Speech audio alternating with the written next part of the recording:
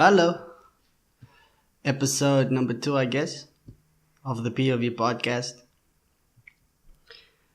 I would think that it's the second episode because I recorded the second episode a good while ago, and but I just wasn't too happy about it.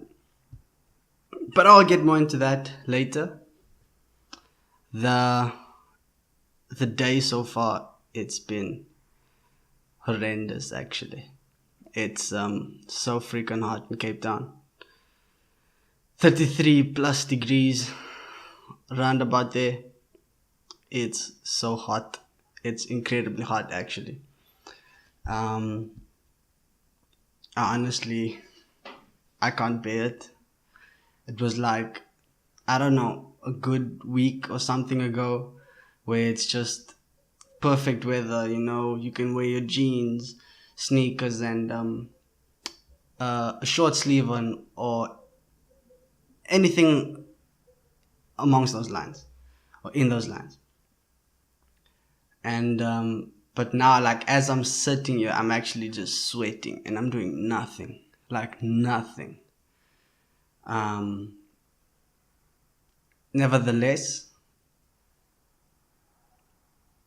today we're going to be speaking about something I put up on my poll. And as I mentioned before, I I wasn't happy. I wasn't happy with the second episode that I recorded myself. I put up a poll on my Instagram story about a few days ago, saying something like, I can't actually remember, but I said something like, have you ever had a good idea and you know it was good or something like that, and yet you failed, or what you implemented was just, or what you did with that idea was just bad. I think it said the execution of it was just horrible.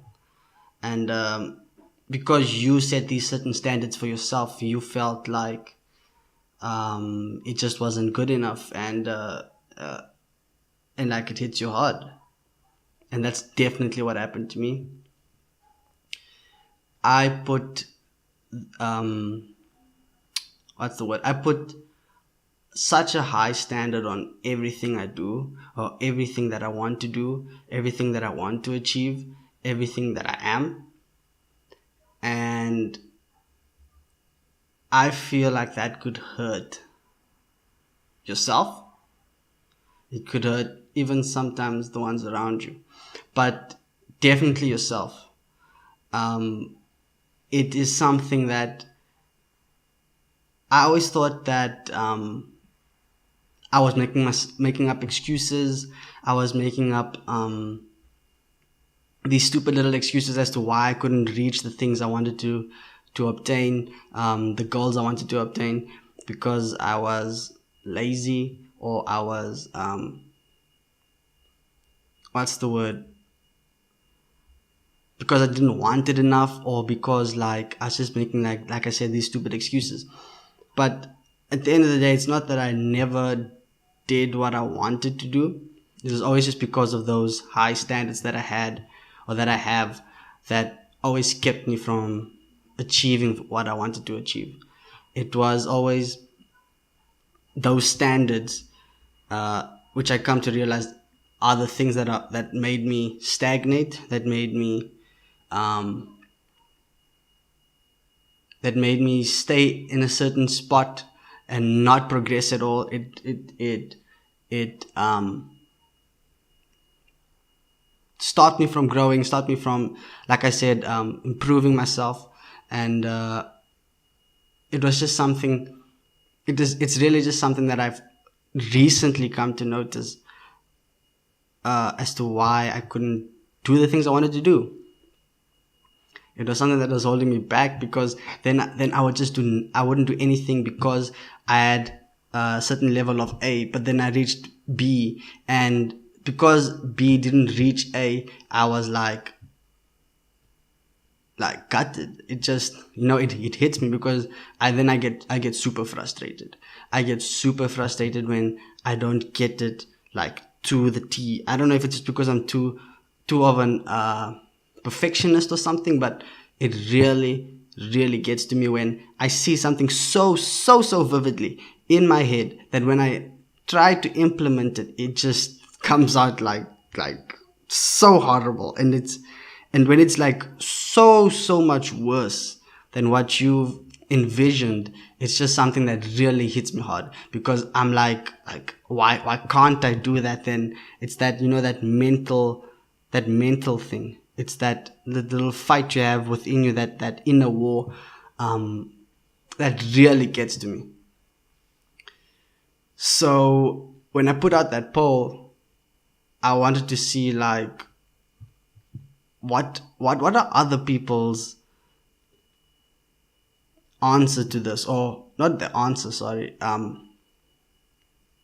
How do they see this? How do they perceive this? Do they also have this problem? Do they also have this sort of block? And a good, I think like 90 something percent said yes. And I was quite shocked.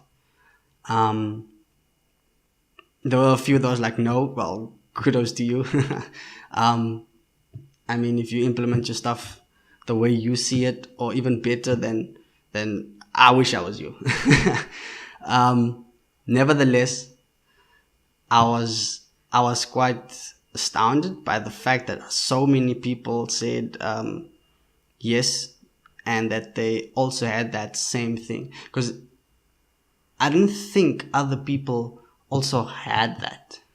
Because I'm quite tough on myself, and I think that not that I think, I know that I'm my own biggest enemy. And I was just so shocked to see that other people also go through this. Now, I always thought a certain part of me, rather, always wondered and thought about other people when I wanted to do something. Now, this was a lot more in high school. But it stopped more or less like close to the end of high school, just exiting high school, somewhere there. And I always thought that I was still thinking about like other people and other people's opinions and stuff. But yet I was like, but I don't care what other people think. I don't. But then I'm like, but why do you do this and do that? Or why does this block you? Do you still think of other people? So then I always said, well, maybe I'm just lying to myself and not being honest with myself and saying that I don't care, but then I actually do. But it also just never made sense because I knew I didn't care. So it was still another inner feud, or inner conflict. And that's when I found out that it was myself. I wasn't pleasing myself. I was always thinking of myself, not liking it. And I wanted to please myself. I hope you understand what I'm saying. And it was never about other people. It was always just about my expectations or the standards I put for myself. So, and to be honest, it took me a good while to figure this out. And once you figure something out like that, it helps a lot. It really does. Because now I'm learning not to be as hard on myself as I always am. I mean, even before this, I was moving desks and setting up the camera and the mic and the everything, and it was legit the same thing because I saw something vividly in my head, or what I wanted in my head to be like in reality. It wasn't like that. So it bothered me again, and I got frustrated before this, and I had to like calm myself down before I recorded this second episode of the podcast. So I thought I would just share that. That's all I got to say. I don't know how long this one will be for today, but let's have fun because it's solo today. It's solo.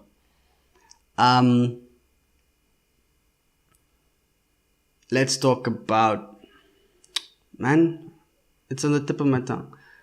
Let's talk about, oh yeah, let's talk about the UFC this weekend. Like, we have to talk about the UFC this weekend. My bad. My bad. It's my dad calling me, by the way. Gotta put the guy on hold now. For a bit. Just till after this. I hope it's nothing serious. So like I was saying, the UFC this weekend. I have never been so stoked for a guy to fight this weekend, because like you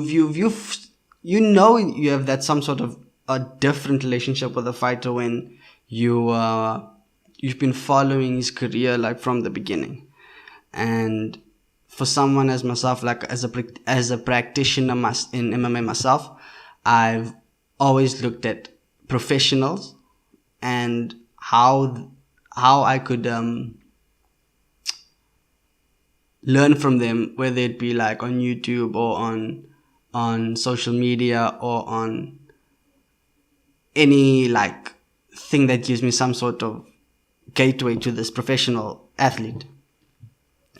And why I'm so stoked and why I'm so like pumped for this weekend is that one of my favorite fighters, actually he is my favorite UFC fighter, because if you're those who do not know, the EFC is in South Africa. If you don't know, like come on. And one of my favorite fighters is Don Madge, and Don Madge is he's the two-time lightweight EFC lightweight world champion, I think it is, and I've been watching him ever since I started MMA. I started MMA about 4-5 years ago. Don't quote me on that. 4 or 5 years ago. I was about 15, 16, I think. And when I started watching Don Madge, I was like, whoa, this guy is too good. He's too legit. He's too legit. And I remember when I watched, I think this was his debut fight, when he fought Wade Groth. And I was like, this is a mad fight. Like, he stopped Wade Groth with knees to the head and with a beautiful Muay Thai plum. Hitting knees to the head and just posting him after, I think, and then just knees to the head until like the ref stopped it. And I was like, whoa, I gotta watch this guy. This guy's legit. And I'm so stoked for him to be in the UFC. I mean, this guy's been on a roller coaster of a ride for such a young guy. I think he's still like in his mid-20s. And he won the UFC lightweight title at such an early age. He lost it. He started going on a tear. He started going on a tear, and then he got his title back. Became so dominant, in my opinion. And now he's in the UFC. Now he's going to be fighting in the prelims in, I think it's Canada. It's the Oezdemir and Smith fight. That's also going to be a good fight. But I just wish Don Madge the best. Like, I've seen him live many times. Took a picture with the dude. But my boy Tavon just took such a nasty ass picture that I have to get one again. If he ever sees this, like, good luck, dude. I know you're gonna get the win. And I kind of think it's gonna be a TKO. Second or third round TKO. Ground and pound, I think. Because that guy's nasty ground and pound. Nasty ground and pound. I think it was Regis Muyambo. I think it was that fight where he was in his garden. He just started beating the hell out of this guy, and I was like, this isn't nice, man. Like, you know, when you feel for somebody that's losing and you're just like, dude, just move, like just fucking move. And yeah, like his top game is legit. It's one of the best, and I feel like there's so much room for improvement for such a fighter, that or such a guy like him. And I've seen him improve over the years. I can't actually wait to see how his career is gonna develop in the UFC. So yeah, good luck to that guy. Um, yeah, hopefully we can get another picture again, in a proper picture. I won't be asking my boy Tivon to be taking the picture. Um, yeah, so on that same note, that Uzdemir and Smith fight, that's a good fight. That's one of those fights that I don't think it's gonna go the distance, and if it does, it's gonna be hectic. I feel like it's those kind of things where the one rocks the other one, the one rocks this one, and it's gonna be like probably blood. Smith likes his elbows, and I think it's gonna be a good fight. That's gonna be a good fight. I'm gonna go with Smith because I just feel like he's on such a high. I think this is his third fight in a year. In this year, I don't know, but I think so, and that means consistency. And if you've been winning consistently, it just comes second nature. And then training camps feel like I've heard UFC fighters speak, like it just flows better once you don't have a lot of injuries and stuff, and when you are so dominant, you're just on this high and you just want to go. We've seen Volkan do the same. He's been knocking out guys left, right, and center. Then boom! What next thing you know, this guy that's like, I think he was under the, like, not even in the top 10. Now he's like second in the rankings, and now he's just also just a threat.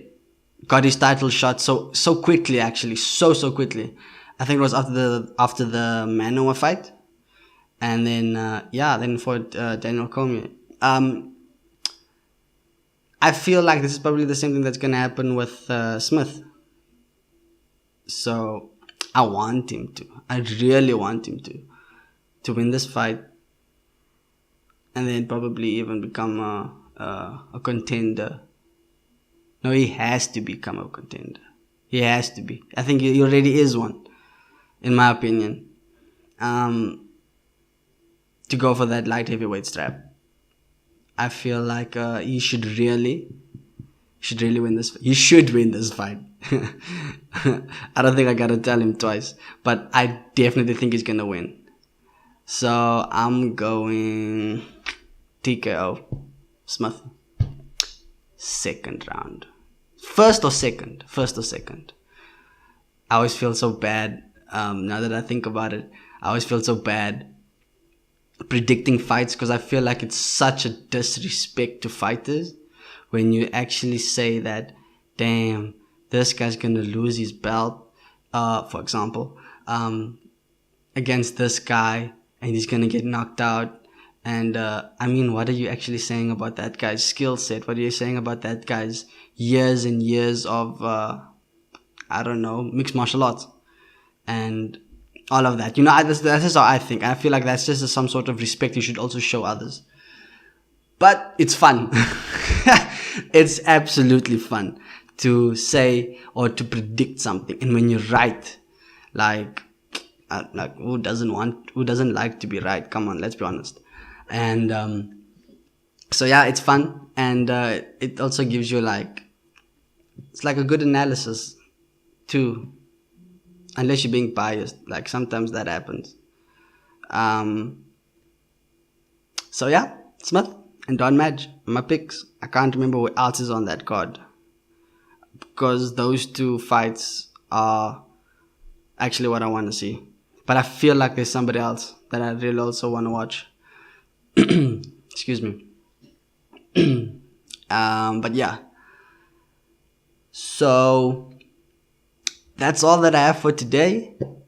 There's not much. I don't want to be speaking about things and just rambling when there's like no point to it. So those were the things that are on my mind. I hope I could give some sort of insight or some sort of like 2 cents that you could cash in on. And if you like this, do let me know. Really do let me know. Thank you so much for listening to the POV podcast, episode number 2. And yeah, find us. It's going to be on YouTube at Geraldo Bach. It's also going to be on iTunes, and it's available on Anchor. So Anchor, iTunes, YouTube, I believe. Thanks for watching again. Cheers.